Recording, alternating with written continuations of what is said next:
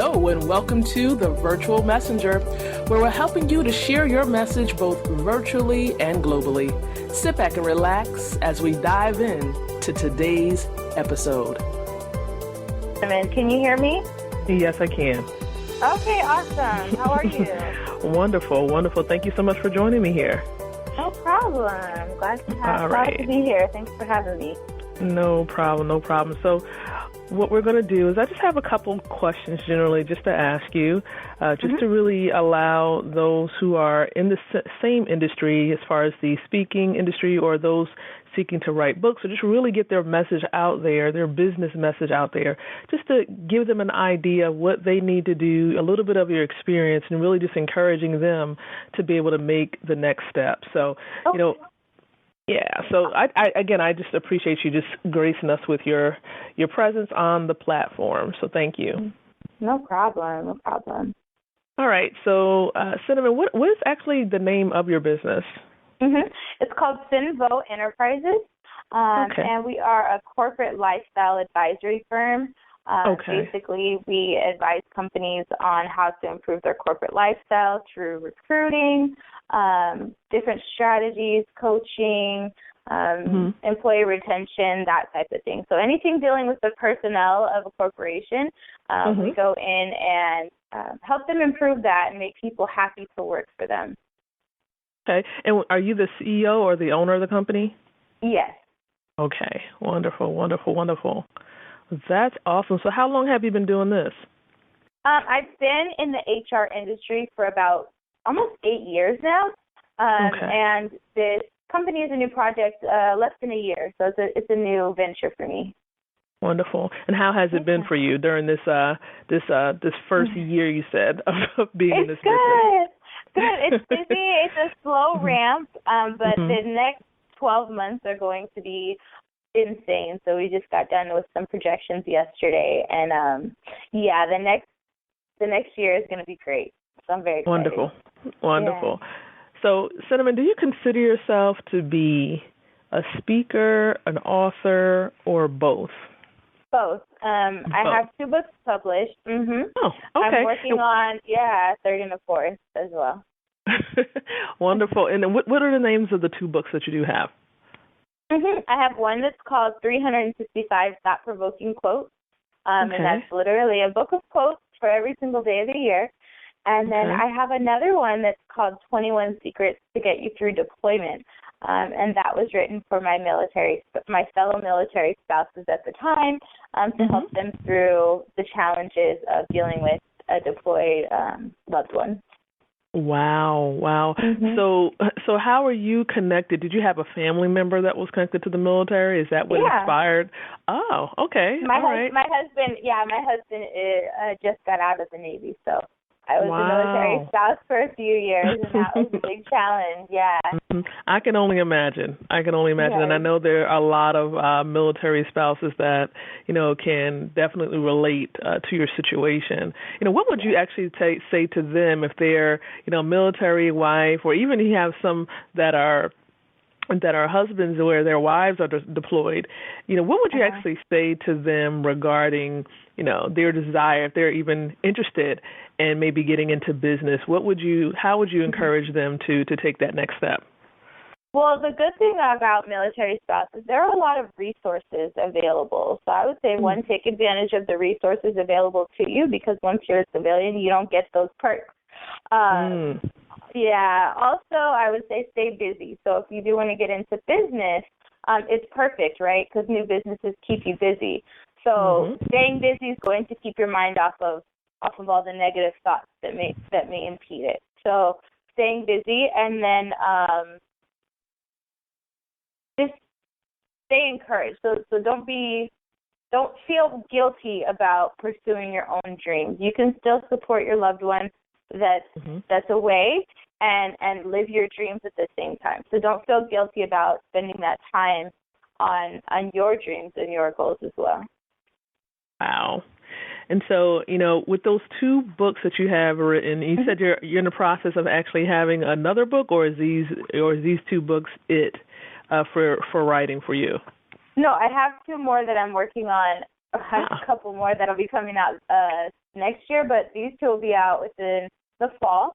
And yeah, they'll both be titled Employers versus Employees. So that's the new initiative that we're working on, because there's a big gap between what employers want and what employees want. So we're going to go in and bridge that gap. So that's what this I guess dual book set will be. One set will be for the corporate side, so for the employers, and the other side will be for the employees.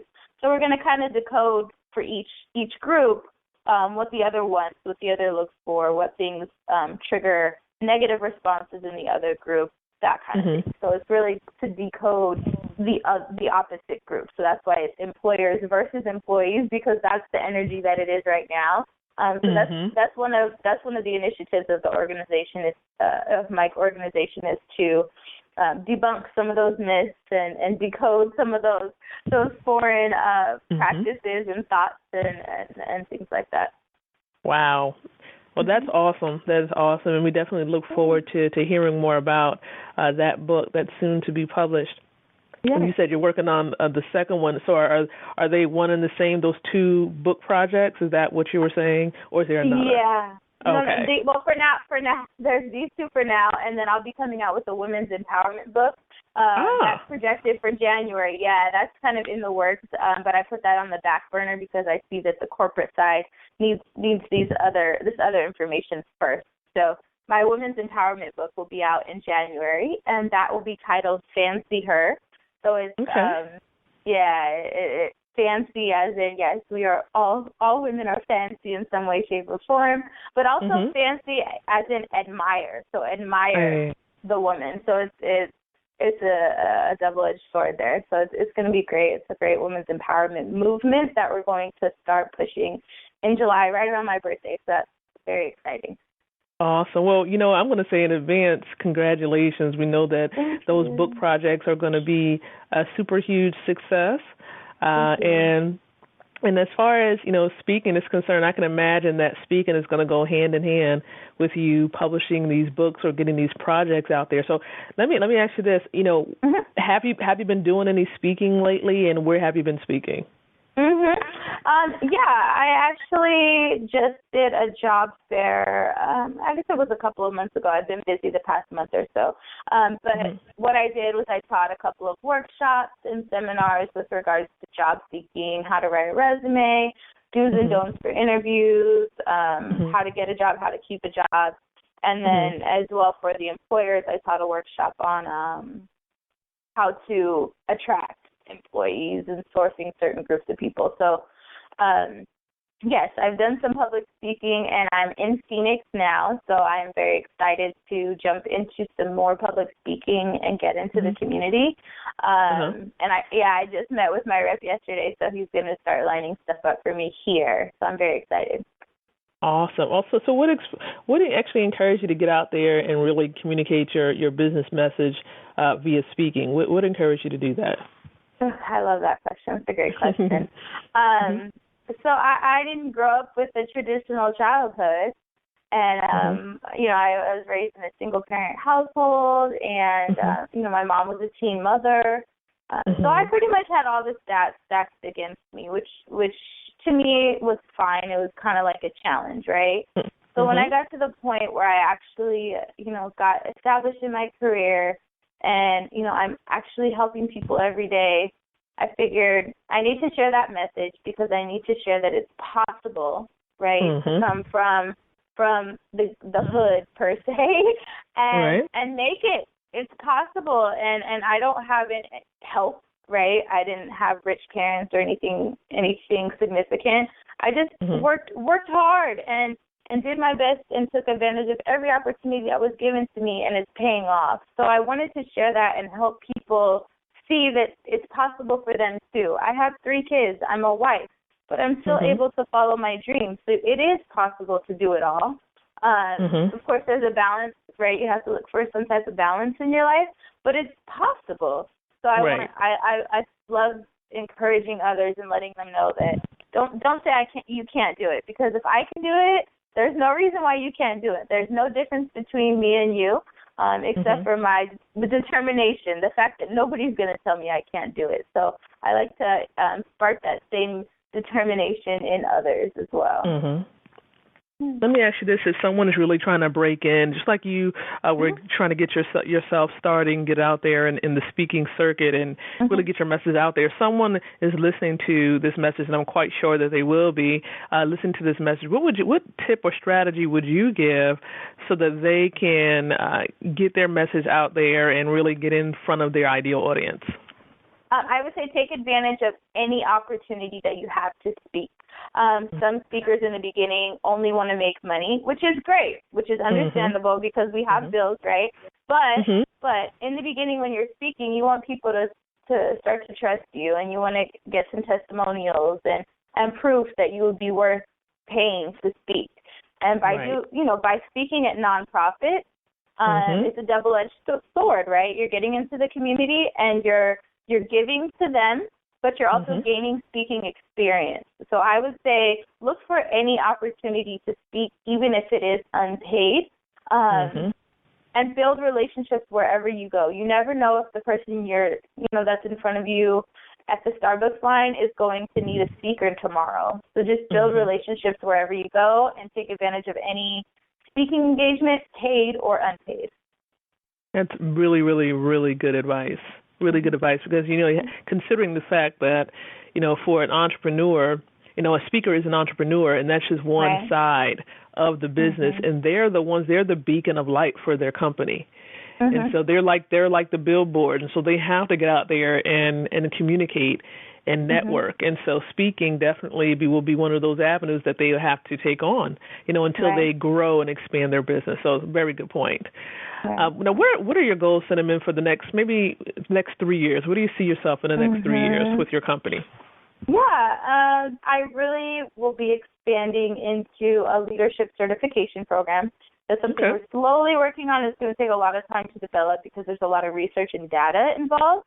So I'll have that. I will have my PhD in industrial and organizational psychology before that 4-year mark. So that's something I'm working on. Education never stops, right? And I will have a team at that point. So I will have a team of trainers to go in and kind of do this consulting as well. So I want to bring other people up with my company. I just talked with a salesperson yesterday, so I'm going to bring on a business developer now. Getting too busy for that. So I want to grow my team. I want to build a team of people that can work virtually so that I can help them, right, advance their careers, teach them a craft, as well as helping my clients. So that's kind of what I'm looking at within the next year. I'm already nationwide, so that's fine, but I would like to be international by that point as well. So a lot of things going on. We have that leadership certification program that's going to be really, really exciting, and it'll be good for entrepreneurs, business owners, as well as large corporations. We can go in and certify their leaders as well, because people don't know it, but leadership is an actual field of study, and my master's degree is specifically in leadership, not business with an emphasis in leadership. No, my entire master's degree is in leadership. So there is so much information to be shared, and it's important that leaders are constantly trained because there's new information, and sometimes we need refreshers, right? When people start working out at the gym with a personal trainer, you can't stop working out once you feel like you've achieved your goals, because you're gonna backslide at some point, right? Your body's not going to stay the same if you don't continue to work on it every day. Your mind is a muscle. Your mind is the same thing. So that constant training, we want to make sure that we educate organizations on the importance of training their leadership, because that trickles down to all of their employees, which those are the ones on the front lines with the customers. So it translates into revenue flow for organizations. So just educating a lot of organizations, and we'll be worldwide with this awesome training program by then as well. Wonderful. So how do you plan on going into some of these corporations and actually sharing with them your program, your leadership program?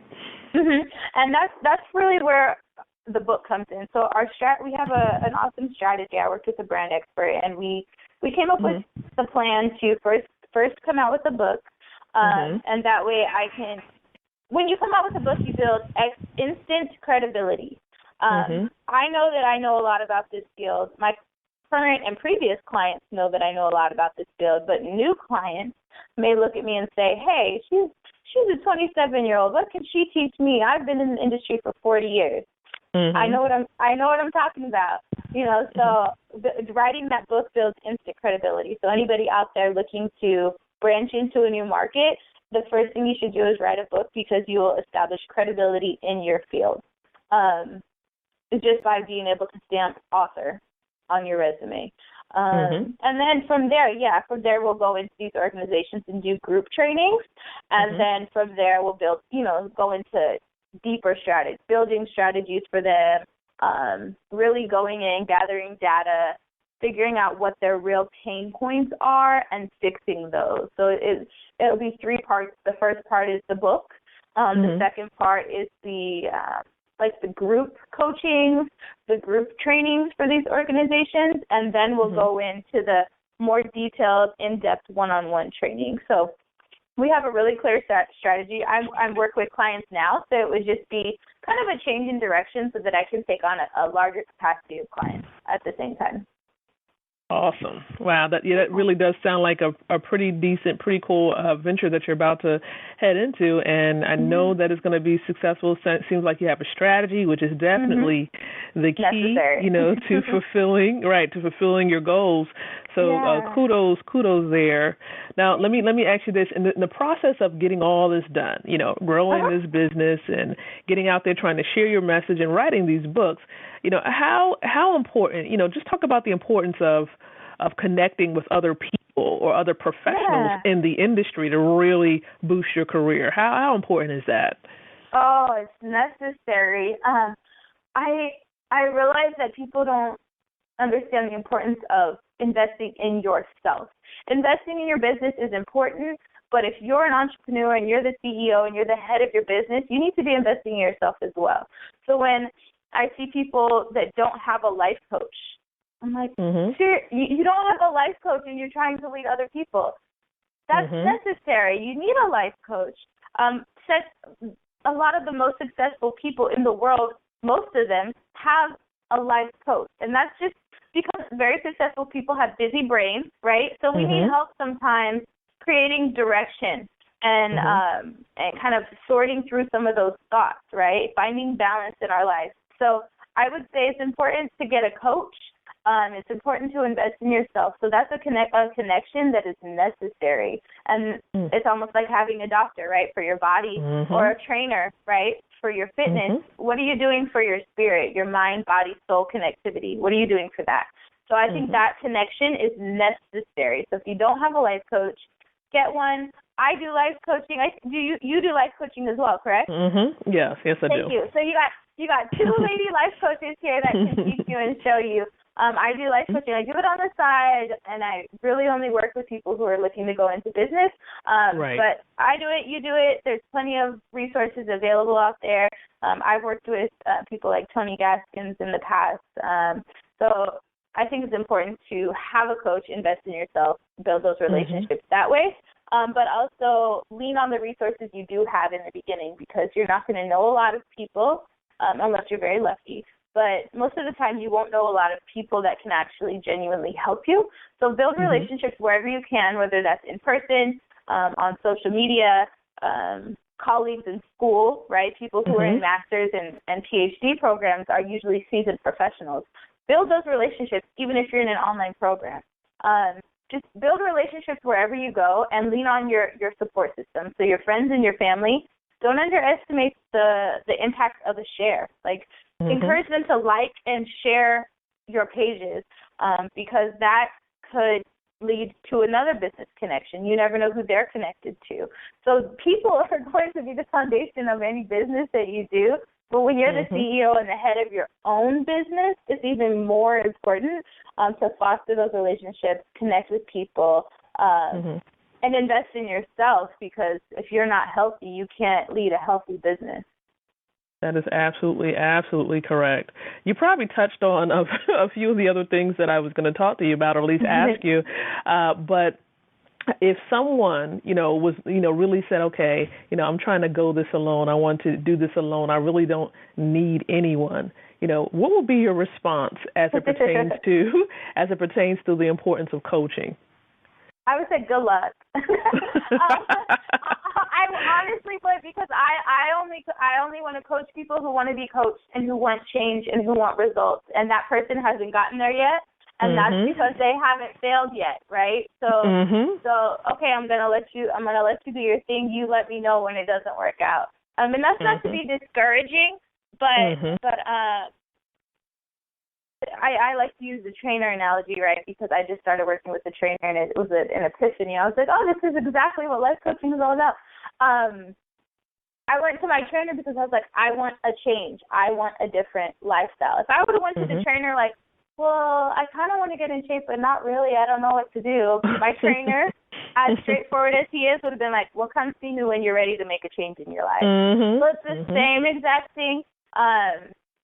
You can try it alone, but having that resource is going to help you organize your thoughts. If you're an entrepreneur, I can pretty much guarantee you have a busy brain, which is a great thing, but it's hard for us, myself included, because I have a busy brain.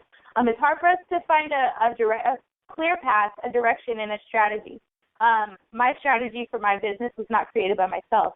Excuse me. I created that with a partner. So this was a branding expert. So basically, this was someone I could bounce my ideas off of that was capable of giving me great feedback and suggestions and helping me come up with a plan. You can come up with a plan and a strategy on your own, but you may not think of everything. So leveraging your different resources in different fields is great, but having a life coach is definitely necessary for, if nothing else, to sort out your thoughts and help you come up with a strategy and a plan. And I'll always say the same thing, balance is so important. You may be excited to go it alone, right? But you may not think of the fact that you may spend 80 hours a week on your business, but you may not think of how that may affect your family. And that's where a life coach comes in. They're going to suggest, hey, hold on. I know you're excited about this project, but where are you spending time with your spouse? Where are you spending time with your kids? If you're unmarried, where are you spending time with your family? When are you giving yourself time to recharge? So your life coach not only is a great person to help you create a plan, but also to create balance in your life, which is necessary. You will not be successful if you don't have balance. You will fail, period. Awesome. Great advice. Now, I do want to wrap things up by just asking, if someone is listening right now, Cynamon, and they're saying, wow, she's a busy entrepreneur, and, she's doing the speaking, she has these books going on.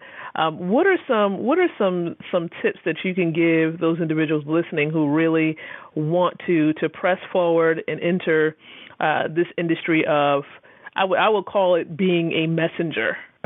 Really getting out there and sending out their message to the world. What advice would you give them? What are a few tips that you can give them so that they can at least get going?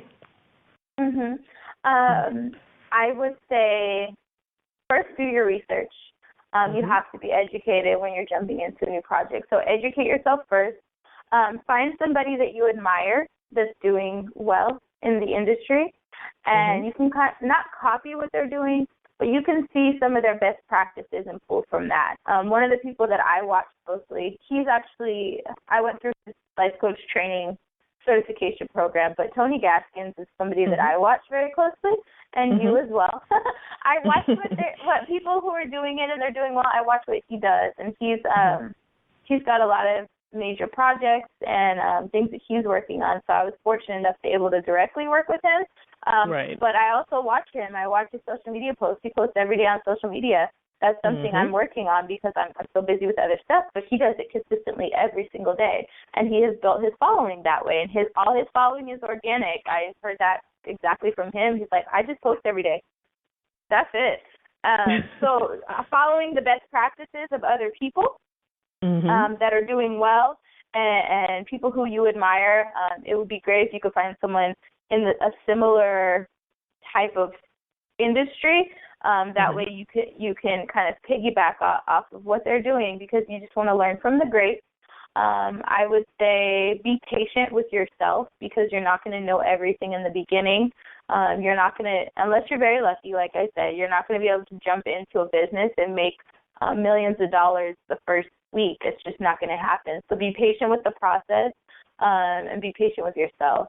Fall in love with the process as well. I had to learn that it's a personal lesson of mine, but fall in love with the process of growing and learning and doing better, and learning more about your business and becoming a stronger business owner, because you can't just look for results, right? There's a process to get there. So all of those things, and don't give up. You just can't give up. Failure cannot be an option. If it's an option, that's the easy route, and that's what your subconscious is going to take.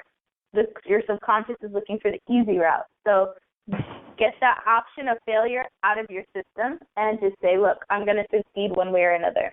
When a baby is starting to walk, my son just started to walk. Well, not just started. About 4 months ago, he started walking. And his determination was a beautiful thing. It was a refresher for me, because I got to see him so determined to walk. There was no option of him not walking. He fell down thousands of times, but he still falls down. He's been walking for a couple months now, but he will not get up. He will always get up. So you have to adopt that same mentality of a child learning to walk. You have to adopt that, right, in your business. And that's right. Do not give up. If you fall, you're going to fall. You're going to fail. You're going to make mistakes. You always have to get up if you want this to be a success. And if you follow that, you will be successful. It will happen if you refuse to fail. Awesome. Well, Cynamon, I definitely appreciate you, and I'm sure those listening in appreciate the great insight and appreciate your story and hearing about your story, because, it's essential for people to really get to know you. And then I know people are getting to know you through platforms such as this, and getting to know more about what you do. So if they wanted to reach out to you in any type of way, what is a way in which they can contact you? Yeah, I'm on Instagram as Cynamon Voe, CYNAMON VOE. I'm on Facebook. Just search the same name. I have a business Facebook page and a personal Facebook page. At this point, I add people on both. I have a little bit more bandwidth to add people on my personal page, so I said, why not? My website is www.cynvoe.com, and you can send an inquiry there. I'm not on Snapchat or anything like that. I can't keep up with all this social media, but I am on Instagram, Facebook, and I do have a website. So definitely connect. I put out a lot of motivational and thought-provoking quotes, and I do share information about my family too, because that's an important part of me. Definitely connect on social media, and I respond to messages as well. So definitely reach out. I'd love that. Awesome. Well, thank you so much, Cynamon, for being here on the platform and just having a moment just to chat with us about your career and what you've been up to. So we appreciate you. We wish you well and great success in this year and in many years to come. So thank you so much, and we'll be following you. All right. Thank you so much. I really appreciate it, Lakeisha, and thank you guys for having me. Awesome. Take care. No problem. For more information about the Virtual Messenger, visit thevirtualmessenger.com.